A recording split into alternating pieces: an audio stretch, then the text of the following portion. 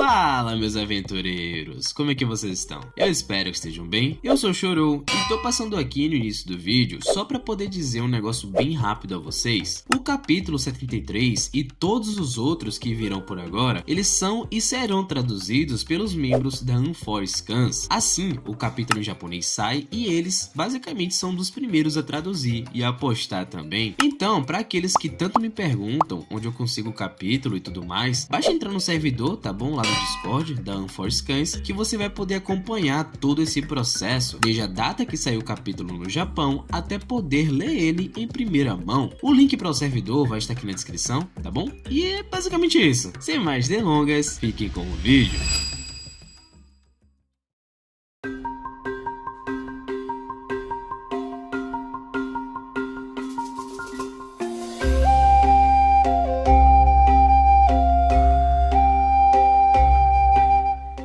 Logo após cair no sono no mundo real, Riko e Prushka se encontram no mundo de sonhos. Preocupada, nossa pequena protagonista pergunta se o que Prushka queria conversar era sobre o estado de saúde da Nanashi, até porque ela estava muito inchada e cuspindo sangue. Mas a filha da Alvorada apenas diz que não e complementa dizendo que mesmo a Nanashi possuindo a bênção do abismo, isso não implica que ela seja imortal. É nesse momento que uma pequena versão plush da Nanashi inchada aparece no mundo dos sonhos e cai diretamente nos braços de Prushka. Mas logo em seguida, ela se esforça para alcançar o que seria o solo daquele lugar, ainda que o seu corpo não possuísse estabilidade naquele momento. Então, que a filha da Alvorada a deixa no chão, e assim a nossa pequena coelhinha machucada se arrasta em direção a uma figura bestial que parece estar de costas. Aquela era a representação da alma da Michi. Riko até pergunta se conseguiria curar Nanashi usando o poder da liberação do apito branco, mas Prushka apenas responde que não dá, uma vez que Nanashi já tenha formado um par com uma outra pessoa, confirmando aqui que o poder da liberação só acontece quando há um vínculo espiritual entre o portador do apito e aquele que sofrerá com a transformação. Mas, de volta ao assunto principal, Prushka pergunta rapidamente a Riko se ela percebeu uma sensação estranha logo após ouvir Cravali, no caso em suas memórias, falando sobre o Magabume e sobre a tal gaiola. E velho, a Riko confirma imediatamente, dizendo que é como um arrepio que vem do nada. E assim, elas relembram de outros momentos recentes em que essa sensação surgiu simplesmente do nada, como quando a Srajo mostrou a coleção de Hariomari, ou então quando elas tiveram aquela conversa sobre as almas. É nesse momento que a Riko tem um insight absurdo e então materializa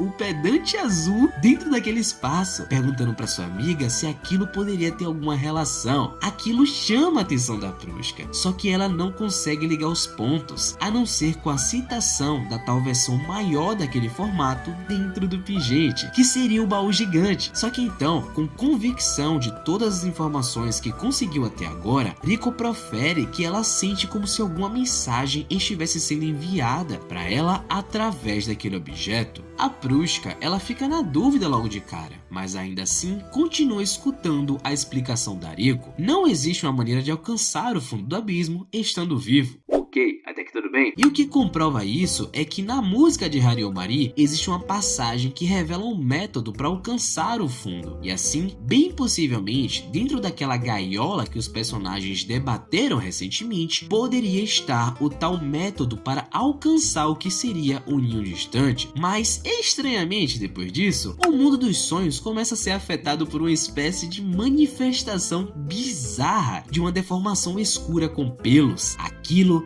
literalmente era essa sensação estranha que as duas estavam conversando sobre. Assim, Prushka começa a reclamar o quanto aquilo era fedorento, mas quando se apoia em Riko para poder tentar se afastar daquela coisa nojenta, inesperadamente ela percebe que a manifestação desapareceu. Seguindo a sequência de acontecimentos bizarros, as garotas até chegam a se recompor, porém elas percebem que o interior do pedante azul acabou saindo e permaneceu pairando sobre a mão da Riko. É como se algo ou alguém tivesse invadido o mundo dos sonhos e então estivesse tentando se comunicar com elas, passar algum tipo de mensagem. Mas então, sem pensar muito nas consequências, Rico cerra o punho e esmaga aquele objeto brilhante de uma vez só. Mas, ainda que elas e nós estivéssemos com expectativas, nada acontece. Assim, elas se acalmam e debatem um pouco se aquilo realmente fosse uma mensagem enviada por uma entidade que é capaz de acessar até mesmo o mundo mental das pessoas, como aquele sonho, por exemplo. Então, o que poderia ser? Ou o que poderia ser? Rico até pensa que poderia ser a sua mãe, mas descarta essa opção logo em seguida, dizendo que aquela manifestação é fedorenta demais para ser a Lisa. Aqui, puxando para esse assunto, Prushka e Rico conversam sobre uma coisa que todos queremos saber até então, o grande elefante na sala desse momento. O que será que a Lisa está fazendo agora se ela não pode realmente chegar ao fundo do abismo? E assim, unindo todas as informações que tem até agora, a nossa pequena protagonista diz o seguinte: Donnie, a pessoa que se tornou a Pito Branco de Lisa, disse para Faputa que alguém estava esperando por eles no anel pivotante de luz, por sinal, alguém que está conectado ao Reg. E se esse anel for o anel da essência dito por Ozen, é bem possível que a Lisa esteja encalhada nessa região à espera da sua filha, a criança responsável por trazer a chave para essa passagem. Mesmo que tudo isso fosse muito improvável,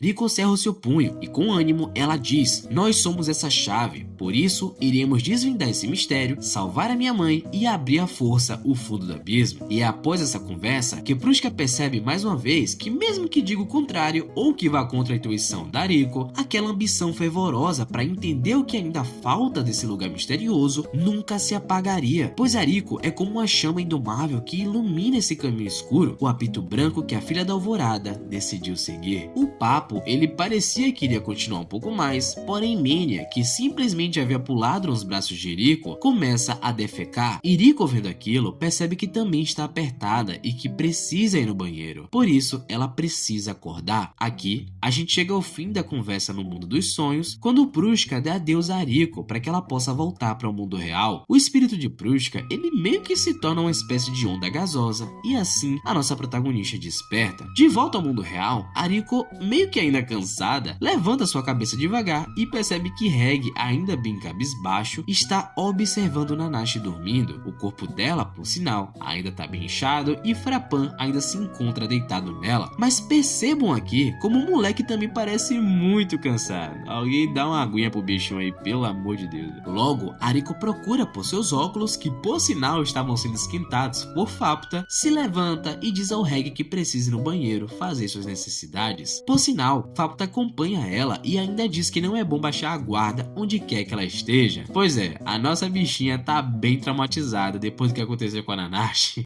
Eu nem culpo ela, não tenho nem o que fazer. Caminhando pelo túnel, elas percebem como aquele lugar acabou se tornando um acampamento em uma velocidade absurda, provavelmente graças ao Yataramaru. Agora, a gente tem uma cena bastante interessante, que é, enquanto elas estão caminhando, a Rico percebe que o pendante azul está em seu bolso, e de repente ela tenta fazer a mesma coisa que fez em seu sonho com o formato da parte interna da relíquia, só que dessa vez, aqui no mundo real, não acontece absolutamente nada. Eu sei, é meio broxante, mas é interessante pensar que no sonho ela tinha certeza que ia acontecer alguma coisa se ela fizesse isso. Isso implica que o jeito e a intensidade que esse objeto for ser utilizado daqui pra frente vai ser de uma maneira muito mais específica e não meramente só como uma chave de colocar e tirar ou algo assim. Vai ter algo mais místico por trás de seu uso. É bom a gente começar a ficar mais de olho nesse negócio daqui pra frente. E bem, família, daqui pra frente eu vou acelerar só um pouquinho, tá bom? Porque de verdade eu não sei que tara é essa do Akihito em detalhar tanto uma cena onde a personagem tá indo fazer suas necessidades. E de novo isso, né? Já aconteceu isso uma vez. O Kaba podia botar um painel lindo do Akuna aparecendo, mas não. Ah, cara, pelo amor de Deus.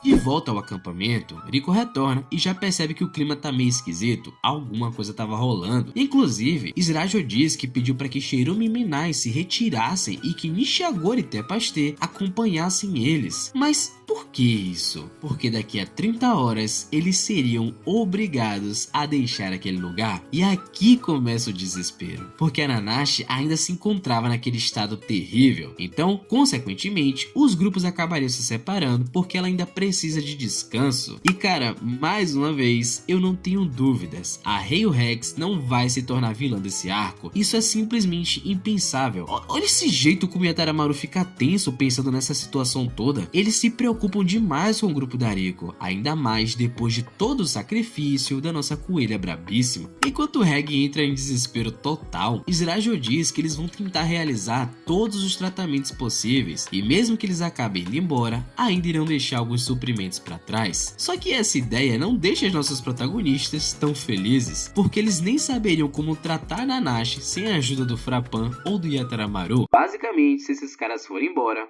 fudeu. Caguei nas calças e estou borrado. Caguei nas calças e estou borrado.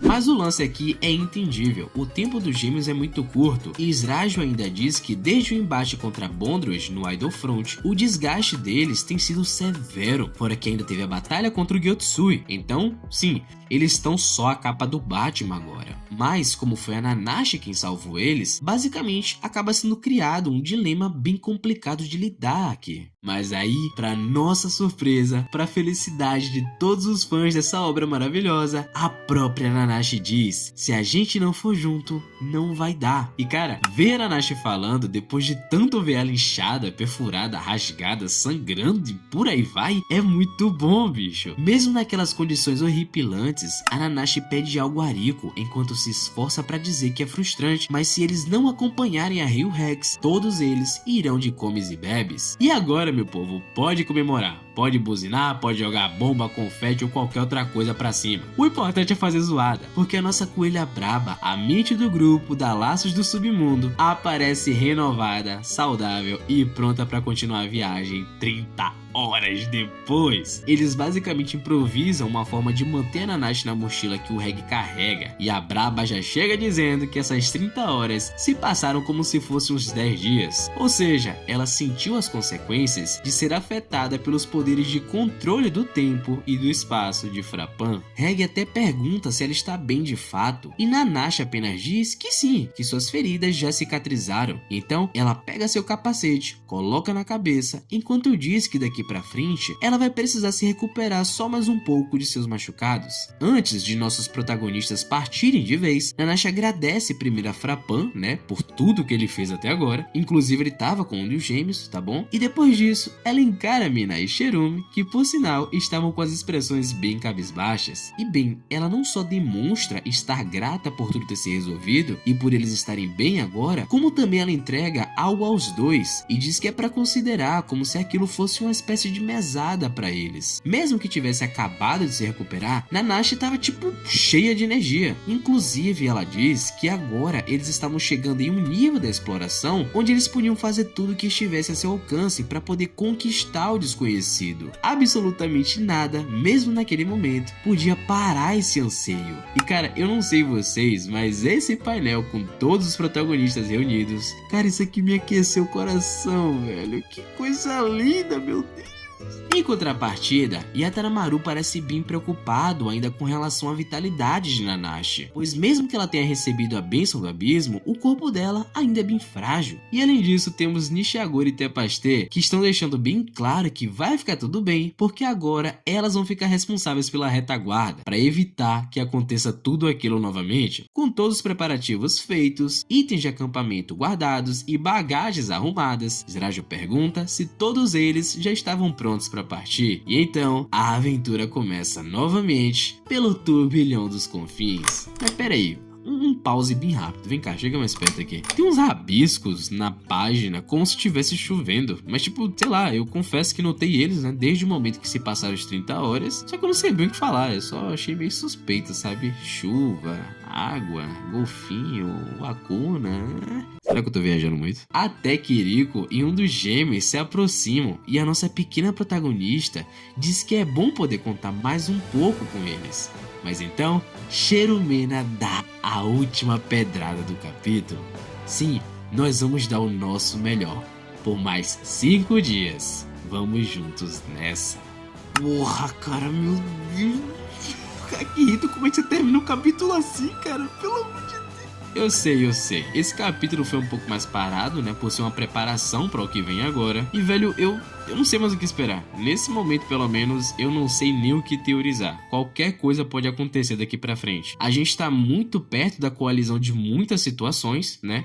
Tem o Neozel com a Himeyo, por exemplo. A Rei Rex com os laços do submundo. Tem a Lisa, a irmã do Reg. O possível mestre do Reg. A Mi com seus seguidores. A encarnação do abismo. E até mesmo, né? Por que não? O próprio Wakuna. Fora que ainda tem a situação na superfície, porque o ciclo de 2000 anos já está acontecendo. E também a situação entre a Ozen e o Jiruo. Eu só digo uma coisa, velho. Apertem os cintos, porque o bagulho vai ficar louco.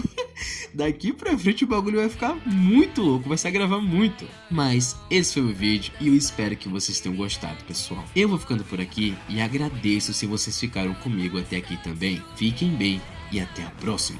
Tchau!